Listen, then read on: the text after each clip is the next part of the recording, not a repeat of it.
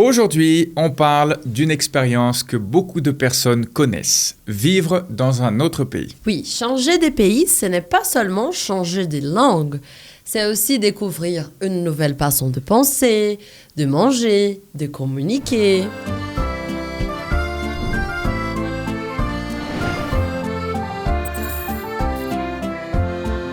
Paul, quand tu es arrivé au Brésil, quelle a été ta plus grande surprise? Je pense que c'était la manière dont les Brésiliens créent facilement des liens avec les autres. En France, on peut être plus discret au début. Oui, c'est vrai. Au Brésil, on invite souvent les gens chez nous, on pose beaucoup de questions personnelles. Et je pense qu'au début, pour un Français, ça peut être surprenant. Paul, je vais te poser des questions. Parce que beaucoup de personnes qui écoutent ces podcasts rêvent de vivre dans un autre pays, mais elles se demandent comment je vais réussir à m'intégrer. Oui, parce que vivre à l'étranger, ce n'est pas seulement apprendre une langue, c'est aussi créer une nouvelle vie. Alors, première question, est-ce que tu étais un Français très ouvert quand tu es arrivé au Brésil ou est-ce que tu as dû apprendre à aller vers les autres? Je pense que j'étais ouvert, mais je crois que j'ai aussi dû m'adapter. Et au début, je comparais beaucoup le Brésil et la France. Avec le temps, j'ai compris qu'il fallait arrêter de comparer et commencer à observer. Alors, très intéressant. Donc pour toi, être ouvert, ce n'est pas seulement parler avec les gens, c'est aussi genre accepter une autre manière de faire les choses. Exactement. Être ouvert, c'est être curieux. Alors, deuxième question, comment tu as fait pour te faire des amis au Brésil? Parce que beaucoup d'étrangers disent je suis dans un nouveau pays, mais je ne connais personne. Je pense que le plus important, c'est de créer des occasions de rencontre. D'accord. Aller à des événements, parler avec les collègues, accepter les invitations. Donc, il faut un peu sortir de sa zone de confort. Oui, parce qu'au début, on attend parfois que les autres viennent vers nous, mais quand on est étranger, il faut aussi faire un pas vers les autres. Et ta relation avec une famille brésilienne, ça a changé ton expérience au Brésil? Énormément. Avoir une famille brésilienne, c'est comme avoir une porte d'entrée dans la culture. Tu comprends les habitudes, les expressions, les traditions, etc.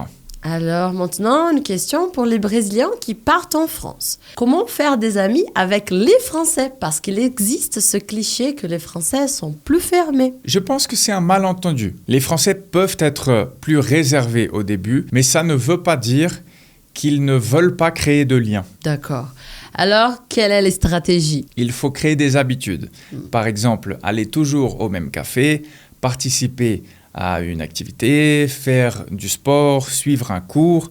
En France, les amitiés se construisent souvent avec le temps et les activités partagées. D'accord. Alors, est-ce que tu penses qu'un Brésilien qui arrive en France doit changer sa personnalité pour s'intégrer? Non, je pense qu'il faut s'adapter, mais garder ce qu'on est. Et la différence culturelle peut être une richesse. Alors, quelle a été ton expérience en France par rapport à tout ça? C'est vrai que c'était difficile au début, car je connaissais personne, genre des Français. Mais c'est vrai aussi que quand moi, je commençais à aller à la fac, j'ai trouvé des amis, même des Français. Alors, je pense que faire des activités et vraiment circuler, ça permet de connaître des gens très intéressants. Et moi, j'utilisais aussi les apps, genre à l'époque, Tinder. Ouais. Et ça m'a aidé beaucoup aussi pour rencontrer des Français parce que c'était bien pour moi de discuter en français un peu, même si ce n'était pas pour faire d'autres choses. Au moins, j'étais en train de pratiquer la langue, alors c'était bien. Mais c'est vrai, au début, c'était un peu difficile.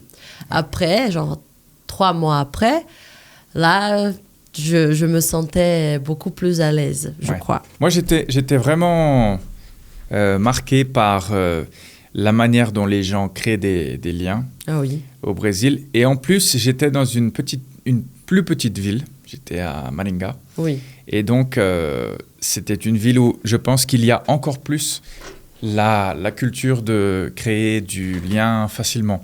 Parce que je pense que dans certaines villes du Brésil, cette culture est plus présente, Oui, dans les villes du nord-est et du nord aussi. Et à Sao Paulo, par exemple, je pense que c'est moins réel. oui, Mais là où j'étais, c'était donc dans le Paraná, dans le sud du Brésil. Mais je pense qu'il y a cette culture plus du intérieur, donc c'est-à-dire plutôt à la campagne, oui. où on a une culture de la proximité entre les gens et tout ça. Et c'est vrai aussi que moi, j'étais à Paris. Ouais. C'est la même chose à Ouais. Sao Paulo. Exactement. C'est plus difficile, c'est pas impossible, mais il faut faire des efforts. C'est Ouais. pas naturel. J'ai un ami qui est français, il s'appelle Alexis, et il vient d'une petite ville qui s'appelle Niort. Et je vois dans sa manière d'interagir avec les gens, de se comporter, qu'il y a une différence avec les Parisiens, parce qu'il exprime quelque chose de très informel, et il a une facilité à créer des liens avec les gens. Et c'est quelque chose de marquant. Ça fait du sens. Moi, je suis née à Sao Paulo et j'ai vécu à Paris. Alors, j'ai aucune facilité de faire des amis, mais bon, ça Tu c'est... penses que c'est vrai? Tu je- sens un une peu. difficulté? Un peu. C'est Genre, je sais que moi, je suis sympa, mais je suis aussi timide quand je suis dans une ambiance que je connais personne. Alors, c'est un peu dur pour moi. Et tu penses que ça, c'est dû au fait que tu es de Sao Paulo? Peut-être, car ici, genre, on n'est pas forcément sympa avec les autres. Je pense que je suis genre beaucoup plus fermée. Même à la rue, si quelqu'un vient me parler, moi, je me rends un peu surprise. Je pense qu'il y a aussi un facteur de sensation d'insécurité. Oui, je c'est pense, vrai. ici à Sao Paulo. Alors, je ne suis pas habituée. Ouais. Ah ouais. Ouais, c'est donc ça. je pense qu'il y a ça, ouais. À la campagne ou dans les petites villes, je pense que les choses sont différentes. Oui. Je voyage parfois dans des petites villes, à Minas Gerais ou des États ou des villes comme ça, et je sens une différence. Oui, c'est vrai. Je sens une bonne différence. Bon, si vous aimez découvrir les différences entre la France et le Brésil, pensez à laisser un like et à suivre l'école Voilà. Et si votre objectif est de parler français avec plus de confiance, notre école peut vous accompagner. On vous attend.